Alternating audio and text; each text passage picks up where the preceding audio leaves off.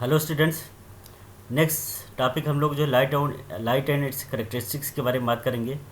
Fox model क्या होता है, स्पेकुलर रिफ्लेक्शन क्या होता है। हालांकि ये सारे पार्ट्स बहुत ही आसान है, इजी हैं, जो कि आप लोग ऑलरेडी जो है 10th और 12th लेवल फिजिक्स में पढ़ चुके हैं। इंजीनियरिंग में भी आप लोग फिजिक्स में पढ़ चुके हैं। तो ये टॉपिक बहुत ही आसान है, ये आप लोग अपने अपने लेवल पे कर सकते हैं। हालांकि थोड़ा सा मैं इंट्रोडक्शन आपको दे रहा हूँ, अदरवाइज़ ये आपको खुद ही अपने लेवल पे पढ़ना है। तो लाइट एंड इट्स करेक्टरिस्टिक के बारे में बात करते हैं। Light is a form of electromagnetic wave. Light आपका क्या है, इलेक्ट्रोमैग्नेटिक वेव का फॉर्म है। It has two main property, इसकी दो मेन प्रॉपर्टी होती है। First is the frequency, second one is the wavelength. So frequency F is defined as the number of cycles per second. जैसे कि आप देख रहे हैं कि इस तरीके से वेव के फॉर्म में जब आपका चलता है तो कितने number of cycles per second जो है डिस्टेंस ट्रेवल कर रहा है, that is called the frequency. And is measured in hertz. और जैसे कि आपको ऑलरेडी पता है कि आपका फ्रीक्वेंसी जो हर्ट्ज में मेजर किया जाता है। Wavelength lambda is the distance between the crest of the wave. दो वेव की क्रेस्ट के बीच में की क्या डिस्टेंस क्या है, उसे बोलते हैं लैम्डा। जैसे कि आपका यहाँ से लेकर के एक वेव से क्रेस्ट के बीच में क्या डिस्टेंस हो सकती है, that is called wavelength. Wavelength is the distance between the crest of the wave. Both lambda and F are correlated as C is equal to F lambda. F frequency F और lambda का एक दूसरे से relation क्या है, they are multiplication of each other, that is equal to C. C is the speed of the light. यहाँ C आपका क्या है, लाइट की स्पीड है। And is a constant having value 3 × 10⁻⁸ metre per second, 3 × 10⁸ metre per second in vacuum. We can see the light of the length between 4 × 10⁻⁷ metres to 7 × 10⁻⁷ metres. Light can be characterise by 3 terms. Light को तीन term से categorise कर सकते हैं। तीन basic terms है। ये terms जो है एग्ज़ाम पॉइंट ऑफ व्यू से जो है बहुत ज़रूरी है, क्योंकि एग्ज़ाम में क्या होता है अक्सर जो है ये सारे टर्म्स जो डिफाइन करने के लिए आ जाता है कि what is luminance, what is hue, what is सिचुएशन। तो लेमिनेंस क्या है, it measures the total energy in the light. Higher is the luminance, brighter is the light of the observer. क्या ल्यूमिनेंस क्या करता है, मेजर करता है कि आपके जो एनर्जी है, लाइट है, उसमें कि टोटल एनर्जी को क्या करता है, मेजर करता है। एनर्जी जितना ही ज़्यादा हाई होगी, लाइट करता उतना ही ब्राइटर होगा, उतना ही ज़्यादा जो है क्या आपका चमकीली होगी the light up to the observer को उतना ही ज़्यादा क्या होगा, चमकती हुई दिखाई देगी। तो एनर्जी जितनी ज़्यादा होगी उतनी ही ज़्यादा चमकीली आपकी क्या होगी, लाइट होगी। ह्यू क्या है, it distinguishes A white light from A red light. Red light और वाइट लाइट के बीच में और ग्रीन लाइट के बीच में डिफ्रेंशिएट डिस्टिंग्विश करने के लिए हमारा जो ह्यू यूज़ किया जाता है। It is the combination of frequencies of the reflected light which is responsible for the color of the object is called as the color of light or hue. So it distinguishes a white light from a red light or green light. It is the combination of frequencies of the reflected light which is responsible for the color of the object. जो जिससे कि क्या होता है कि जो भी जिस कलर की जो लाइट आपके ऑब्जेक्ट पर पड़ेगी वही आपका ऑब्जेक्ट का कलर क्या होगा, चमकता हुआ दिखाई देगा। And is called as the colour of the light और ह्यू, जिसे लाइट का कलर बोलते हैं या ह्यू बोलते हैं। सिचुएशन क्या है, it is an excitation purity property. Excitation purity की मतलब कि क्या है, आपकी लाइट की स्पीड क्या है। Excitation purity property which is defined to be the percentage of luminance that is allocated to dominant और pure colour component, that is saturation is equal to pure colour upon pure colour plus white colour. Saturation is nothing which is an excitation purity property which is defined to be the percentage of luminance that is allocated to dominant or pure color component, that is saturation is equal to pure color upon pure color plus white color. So next term is the rendering. Rendering is the process of creating high quality realistic image. High quality realistic image को create करने के process को क्या बोलते हैं हम, rendering बोलते हैं। Our pictures after rendering the image we can play them in sequence to create a film or video clip. इस तरीके से जो हम क्या करते हैं, हाई क्वालिटी के रियलिस्टिक इमेज को क्रिएट करके हम क्या वीडियो पिक्चर्स फिल्म क्रिएट कर सकते हैं। रेंडरिंग दो टाइप के होता है, सॉफ्टवेयर हार्डवेयर रेंडरिंग होता है, दूसरा आपका सॉफ्टवेयर रेंडरिंग होता है। Hardware rendering uses computer graphics का यूज़ करता है hardware to render scene to disk और मॉनिटर। तो डिस्क और मॉनिटर में क्या करते हैं, उसको हम सेव करते हैं। It produces image of lower quality. It relies on machine graphics card and its driver. Machine graphics card और ड्राइवर पे क्या होता है, डिपेंड करता है। सॉफ्टवेयर रेंडरिंग में हम क्या करते हैं, सॉफ्टवेयर की हेल्प से क्या करते हैं, पिक्चर को क्या करते हैं, रेंडर करते हैं। It produce image of highest quality, जिसकी हेल्प से हम हाई क्वालिटी इमेज को प्रोड्यूस कर सकते हैं। It is slower then hardware rendering के कंपेरिजन में क्या होता है, स्लोवर होता है। The computation occurs on CPU, तो जो भी कंप्यूटेशन परफॉर्म होता है कहाँ पे होता है, CPU पे होता है। And any software is use to render an image that is called the software rendering. जब किसी भी इमेज को हम क्या करते हैं, सॉफ्टवेयर के थ्रू रेंडर करते हैं in order to increase the quality of the image, this is called the software rendering. And calculation is all the computation is perform on the CPU पे परफॉर्म होता है। सो एलिमिनेशन मॉडल दिखाया गया कि कैसे जो है कोई भी ऑब्जेक्ट क्या करता है, कैसे एलिमिनेट होता है, कैसे दिखाई देता है। दैट मीन्स कि जब किसी अभी ऑब्जेक्ट पे लाइट पड़ती है तो आप उस केस में क्या होता है, ऑब्जेक्ट क्या होता है, दिखाई देता है। अगर किसी भी रात में हम क्या करते हैं, किसी भी ऑब्जेक्ट को देखने की कोशिश करते हैं एक बंद कमरे में, तो उस केस में हमें ऑब्जेक्ट दिखाई नहीं देता, क्योंकि because at that time there is no illumination, क्योंकि वहाँ पे कोई भी प्रकाश हमें नहीं होता है जिससे कि मतलब होता है हमारी जो सरफेस है वो क्या हमें दिखाई दे सके। सो a model for interaction of light with the surface is called an illumination. We need to focus on two things: quality of light, way in which an object interacts with light, कि किस तरीके से object जो है light से interact होता है। तो कोई भी अगर ऑब्जेक्ट हमें दिखाई देता है तो दिखाई देने के लिए सबसे पहले आपका जो रीजन होता है that is called the light source. Light source की वजह से जो है जब लाइट उस पर पड़ती है तो आपको हमें कोई भी चीज़ दिखाई देती है, अदरवाइज हमें दिखाई नहीं देती है। तो लाइट उसके लिए दो फैक्टर है लाइट सोर्स के, light emitting source, light reflecting source. तो दो लाइट सोर्स के दो सोर्स हो सकते हैं, कि हो सकता है कि डायरेक्टली जो है लाइट आपके ऑब्जेक्ट पे पड़ रहा है, in that case the object should be visible. दूसरा केस हो सकता है कि डायरेक्टली लाइट आपके ऑब्जेक्ट पे नहीं पड़ रहा है, but due to illumination of other object surrounding to that particular object the object should be visible. तो अगर किसी दूसरे ऑब्जेक्ट पे क्या हो रहा है, लाइट पड़ रही है और उसको रिफ्लेक्ट होकर के लाइट आपके जो है उस ऑब्जेक्ट पे पड़ रही है जिसको हम दिखना चाहते हैं, तो आपका आपका जो है रिफ्लेक्टिंग सोर्स भी आपका जो है लाइट का सोर्स हो सकता है। Next we will talk about ambient light. कि एम्बियंट लाइट क्या होता है, a surface that is not exposed directly to a light source. जब कोई भी सरफेस क्या होता है डायरेक्टली लाइट सोर्स पे उस पर नहीं पड़ता है, that is not expose to directly to light source, that में स्टिल भी विजिबल, वो क्या वो भी दिखाई दे सकता है। जैसे कि हमने बताया कि लाइट के दो सोर्स होते हैं, एक तो लाइट जो है डायरेक्टली आपके ऑब्जेक्ट पे पड़ रहा है, दूसरा क्या होता है कि आप किसी दूसरे ऑब्जेक्ट पे पड़ रहा है बट उसका जो है रिफ्लेक्शन की वजह से जो है आपका दूसरा ऑब्जेक्ट क्या होता है आपको विजिबल होता है, दिखाई देता है। In our basic illumination model you can get a general brightness level for screen. This is simple way to model the combination of light reflections from various surface to produce a uniform illumination is called as the ambient light or background light.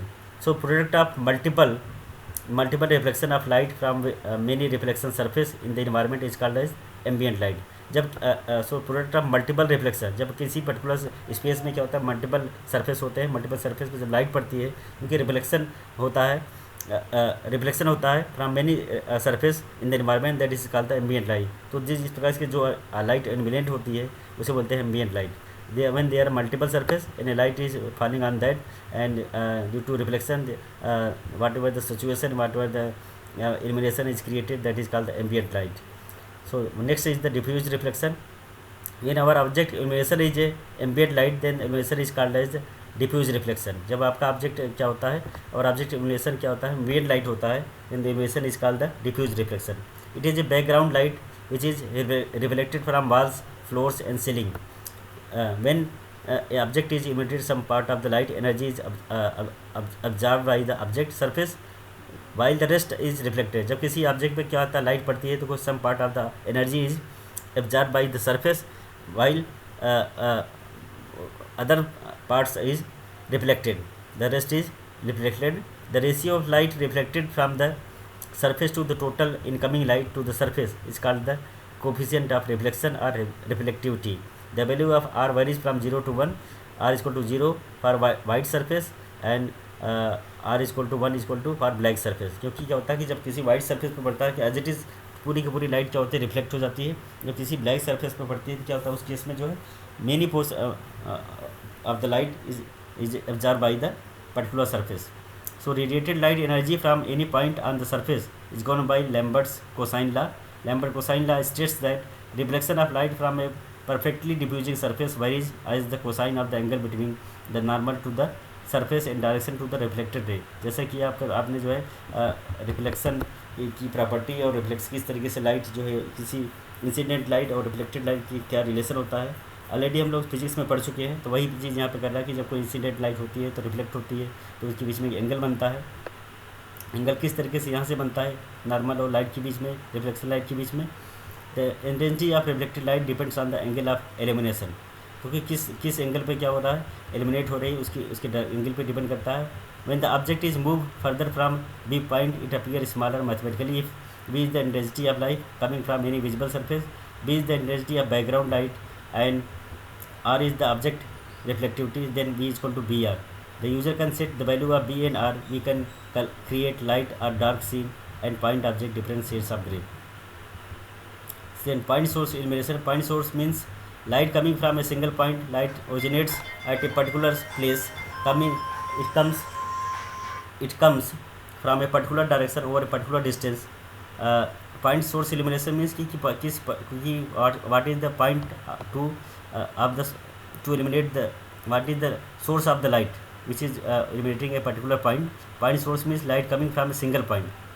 किस particular single point से जो है light आ रही है. Light originate at a particular place. It comes from a particular direction over a particular distance. Surface which are near the light source and facing towards the light will receive more light. The illumination is decreased by a factor of cos theta, where theta is the angle between direction of light and direction normal to the plane. The angle theta is called the angle of incidence. As the angle theta increases, the incident light which falls on the surface will be lost. Depending upon theta, some objects will be more illuminated and some will be less illuminated. That is shown in the figure. So this is if theta is the angle of incidence, then amount of illumination depends on cos theta, and if IP is the intensity of the point source light, then diffuse reflection will be I is equal to KD into IP cos theta, where theta is in the range of 0 to 1, then only surface will be illuminated by point source. If vector L pointing towards light source and vector N is the direction normal to the surface plane, then vector do not produces product. Vector dot product gives cos theta is equal to N into L. From put 2 in equation number 1, we get I is equal to KD IP cos theta is equal to N into L रख दिया cos theta की जगह पर. Then we total diffuse reflection will be given by I is equal to KA IA plus KD IP into N into L, where both KA KD will depend on the surface material and will be in the range of 0 to 1. Now we will talk about the specular reflection. जब it is normal phenomena in which we see illuminated shiny surface. We observe a high light or bright spot at certain beaming direction. जब किसी भी particular spherical surface पे क्या करता है, आपकी light जो है स्पेकुलर सरफेस पे क्या होता है, स्पेरिकल सरफेस पे लाइट पड़ती है तो क्या होता है, लाइट जो होता है डाइवर्ज होती है. तो आप उस केस में अगर शाइनी सरफेस है, आपका जो है चमकीला सरफेस है, इन्हें ऑब्जर्व ए हाई लाइट और bright spot at certain weaving direction. किसी पर्टिकुलर डायरेक्शन में हमें क्या होगा, हमें जो है चमकता हुआ जो है लाइट का जो है रिफ्लेक्शन दिखाई देगा. This phenomena occurs as result of total internal reflection in the incident light in a concentrated region around the specular reflection angle. जब किसी स्पेकुलर आपका जो है सरफेस होगा तो आपके इस केस में जो आपका जो लाइट जो है रिफ्लेक्ट होने के बाद जो है दिखाई देगा आपको. Specular reflection is shown in illuminated surface at a point is shown in the figure. इस तरीके से आपका क्या है, स्पेरिकल सरफेस है, इस पर आपको लाइट पड़ रही है and light then it is normal and it is the reflection. So here specular reflection angle equals the angle of incident light with two angles measured in positive side of the unit normal surface vector n, and this is the RLV factor which is shown in the figure. Then after this we can for an ideal reflector, the incident light is reflected only in the specular reflection direction. In such a case we can see the reflected light only when vector V and R coincide with phi is equal to 0. So next one is the Phong specular reflection model. This model assumes that maximum specular reflection occurs when phi is 0 and falls off sharply as phi increases. The Phong model sets the intensity of specular reflection proportional to cos n phi, where n is the range of 0 to 90 degree. Phong specular reflection is based on the specular reflection model. जैसे कि हमने बताया कि अगर किसी spherical surface पे क्या होता है, कोई भी लाइट पड़ती है तो रिफ्लेक्शन के बाद किसी पर्टिकुलर एंगल से क्या होता है, डाइवर्ज होती है. तो इंसिडेंस लाइट और डाइवर्जन लाइन के बीच में का नॉर्मल के साथ क्या होता है, एंगल बनता है। तो उसी एंगल को मेजर किया गया है जो है that is defined in the terms of cos theta. जैसे कि आपने देखा था कि स्पेकुलर रिफ्लेक्शन के केस में cos phi equal to n into l उनमें मेजर किया। तो यहाँ पे जो है आपका the Phong model says the intensity of specular reflection proportional to cos n phi, where phi is the ranging between 0 to 90 degree. It is the power n that determines the type of surface. यहाँ पे power n लिया गया है, यहाँ क्या determine करता है किस टाइप का सरफेस है, that is to be view. जैसे कि आप यहाँ देख रहे हैं क्या है, साइनी सरफेस है, यहाँ पे क्या है आपका रफ सरफेस या डल सरफेस है। Large value is assign to n if the surface is very shiny. अगर सरफेस बहुत ज़्यादा साइनी होगा उस केस में रिफ्लेक्शन क्या होगा, ज़्यादा होगा। अगर सरफेस आपका क्या होगा, रफ है या डल सरफेस है, उस केस में आपका जो रिफ्लेक्शन क्या होगा, कम होगा। इस तरीके से यहाँ पे जो है specular reflection equal to W theta into I cos N phi, where I is intensity of light source, phi is the angle between R and V, in cos phi equal to V R. In this way W theta is a constant value and I specular reflection equal to W theta into I into cos phi N cos phi equal to V R, जैसे कि already हम लोग देख चुके हैं। Then specular reflection I S P E C equal to K S into I into V R power n, because cos phi equal to cos N phi है आपका, तो कास एन फाई की जगह पर हमने वी आर रख दिया तो क्या क्या पावर एन हो जाएगा। तो इस तरीके से जो है आपका जो है स्पेकुलर रिफ्लेक्शन की वैल्यू हम कैलकुलेट करके निकाल सकते हैं। This is all about the light its characteristics, luminance, hue, saturation, specular reflection, Phong specular reflection model. These are also important for the perspective of the exams. So thank you. In this way the whole syllabus is completed. Thank you so much.